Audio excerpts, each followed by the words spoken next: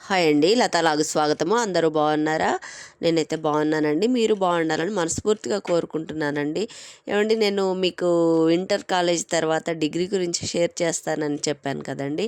కాస్త ఫీవరిష్గా ఉండడం వల్ల అండి ఈ లాంగ్ వీడియో చేయడం కాస్త లేట్ అయిపోయింది. ఇప్పుడైతే కొద్దిగా క్యూర్ అయ్యానండి. మామూలుగా ఇంటర్ తర్వాత అండి మామూలుగా దగ్గర సంబంధమే అవ్వడం వల్ల మ్యారేజ్ అయిపోయిందండి. సరే అని చెప్పేసి ఇంకా మ్యారేజ్ తర్వాత మళ్ళా అంతా కొత్త లైఫు, కొత్త జీవితము, కొత్త ఇల్లు అన్నట్టుగా ఊరు నుండి మేము అయితే హైదరాబాద్ వచ్చామండి. హైదరాబాద్ వచ్చిన తర్వాత మామూలుగానే ఇంకా ఉన్నామండి. ఇంకా అసలు ఇంకా మ్యారేజ్ తర్వాతే కదండి లైఫ్ టర్న్ అవ్వడం అంటే.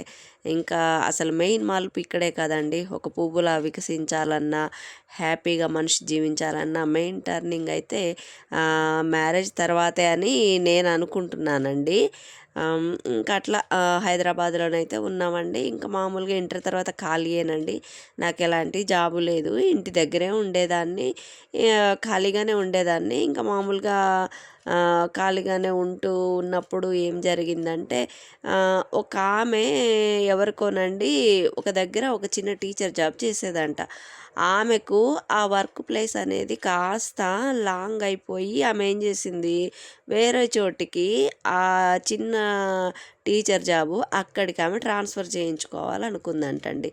అయితే అప్పుడు ఆ ప్లేస్లో ఎవరినైనా పెట్టితే నీకు ట్రాన్స్ఫర్ ఇస్తామని చెప్పారంటండి పై వాళ్ళు. ఇంకా ఆమె ఏం చేసిందంటే సరే అని చెప్పేసి అలా వెతుకుతూ మా సిస్టర్కి కనపడిందంటండి. కనపడి, అమ్మ ఇక్కడ ఎవరైనా 10th పాస్ అయిన వాళ్ళు ఉన్నారా, ఇట్లా ఒక చిన్న టీచర్ జాబ్ ఉంది చేయడానికి, నాకు ట్రాన్స్ఫర్ అవసరమయ్యి 10th పాస్ అయిన వాళ్ళ కోసం నేను వెతుకుతున్నానంట. ఇంకా అప్పటి కొత్త కొత్త అండి ఈ ఫిల్మ్ నగర్ ఏరియా, పెద్దగా 10th పాస్ అయిన వాళ్ళు కూడా పెద్దగా లేరు అనుకుంటా. అప్పుడు మా సిస్టర్ ఉండి మా అక్కే ఉంది రా అని చెప్పేసి ఆమెను ఇంటికి తీసుకొచ్చింది. తను వచ్చేసి, ఏమండి మరి చిన్న టీచర్ జాబు మరి మీరు చేస్తారా, శాలరీ కూడా తక్కువగా ఉంటుంది, కానీ కాదంటే ఫ్యూచర్లో ప్రమోషన్ అది వచ్చే అవకాశం ఉంటుంది, బాగానే ఉంటుంది జాబు పిల్లలతోటి అని చెప్పి అన్నదండి. సరే, చిన్న జాబు పెద్ద జాబ్ అనేది ఏముంది, దేవుడు మనకు ఆమెను ఇంటి వరకు పంపించాడు కదా, సరేనండి చేస్తాను అని చెప్పేసి అని నేను అన్నాను. అని సరే అని ఉన్నానండి. తర్వాత మా సెకండ్ పాపను కన్సీవ్ అయ్యాను.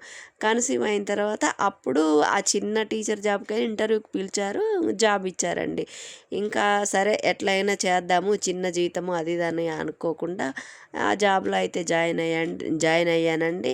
ఇంకా మామూలుగానే ఇంకా జాబ్లోనే ఇంకా కొనసాగుతూనే ఇంకా ఉన్నాను. ఇంకా పిల్లలు కాస్త పెద్దవాళ్ళు అయిపోయినారు. ఇంకా వాళ్ళు స్కూల్స్కి వెళ్ళిపోతున్నారు. ఇంకా మేమిద్దరం మా పని మీద మేము వెళ్ళిపోతున్నాము. మా పిల్లల్ని చూసుకోవడానికి ఇంట్లో మా పెద్దమ్మ గారు ఉండేదిలేండి, ఆమె చూసుకునేది. కానీ అనిపించింది, సరే ఇదే జాబ్లో ఫ్యూచర్లో ప్రమోషన్ ఉంటుంది అని ఆమె అప్పుడు చెప్పిన మాట నాకు గుర్తొచ్చి, సరే ఇలాగే ఇంటర్తోనే ఆపేయడం ఎందుకని అంబేద్కర్ ఓపెన్ యూనివర్సిటీ డిగ్రీకి అప్లై చేశానండి.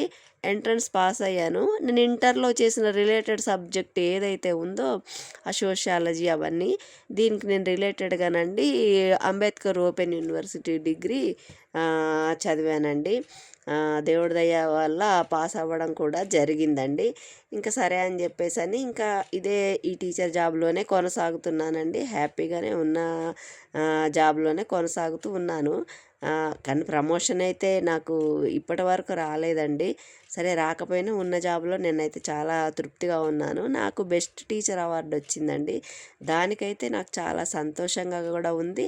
అంతేకాకుండానండి మేమున్న ఏరియా ఫిలిం నగర్ కదండి, పెద్దవాళ్ళ ప్రశంసలు అందుకున్నాను. నాకు గుర్తింపు కూడా బాగానే ఉందండి. ఎందుకంటే ఆల్మోస్ట్ 30 years నుండి నేను అదే జాబ్లో ఉన్నాను కాబట్టి ఒక ప్రశంస అయితే మర్చిపోలేనండి. మురళీమోహన్ గారింటికి పోలియో డ్రాప్స్ వేయడానికని వెళ్ళానండి. నేను మా ఫ్రెండ్ ఇద్దరం కూడా వెళ్ళినప్పుడు అప్పుడే ఆయన లంచ్కి వస్తున్నారు. ఎవరమ్మా మీరని అడిగారు. సరే ఇట్లా డ్రాప్స్ వేయడానికి ఇంటికి వచ్చామంటే, చూడండి గవర్నమెంట్ వాళ్ళు పంపించిన డ్రాప్స్ మాకెందుకు అనుకోకుండా వాళ్ళ కోడలికి ఫోన్ చేసి వాళ్ళ మన్మరాలను అప్పటికప్పుడు పిలిపించండి డ్రాప్స్ వేయించారండి. వేయించి హ్యాపీగా ఫీల్ అయ్యి మళ్ళీ మమ్మల్ని ఏమన్నారంటే, అమ్మ మీరు ఇంటి వరకు వచ్చి డ్రాప్ చేసి డ్యూటీ చేశారు, నాకు చాలా సంతోషంగా ఉందమ్మా అని ఆయన చేసిన అప్రిషియేషన్ అండి ఇప్పటి వరకు కూడా మర్చిపోలేదండి. అలాగేనండి మామూలుగా జగపతి బాబు గారి ఇంటి దగ్గర వాచ్మెన్గా పనిచేసే వాళ్ళ వైఫ్స్ వాళ్ళు మా దగ్గరకు వచ్చి నేమ్స్ రాయించుకునే వాళ్ళండి. ఇంకా మేము ఆల్మోస్ట్ ఉండేది ఫిలిం నగర్ ఏరియా కాబట్టి అండి బాగానే విఐపీస్ పొలిటీషియన్స్ ఇళ్ళ దగ్గర ఉన్న వాళ్ళంతా కూడా పని వాళ్ళు మా దగ్గర నేమ్స్ రాయించుకోవడము, మేము ఏదైనా మామూలుగా లిస్ట్ ఏమైనా రాయడానికి విఐపీస్ ఇంటికి వెళ్ళడము, ఇంకా ఇట్లా ఉన్న జాబ్లో అయితే హ్యాపీగా సంతృప్తిగానే జీవిస్తున్నామండి. ఇంకా మేము ఉండే ఏరియా అయితే ఫిలిం నగర్ అండి, చాలా చాలా బాగుంటుంది. ఫిలిం నగర్ విశేషాలతో కూడా నేను మంచి వీడియోతో మీ ముందుకు రావాలనుకుంటున్నానండి. మీకు కూడా ఇది నచ్చింది అనుకుంటున్నాను. లైక్ చేయండి, షేర్ చేయండి, సబ్స్క్రైబ్ చేసుకోండి.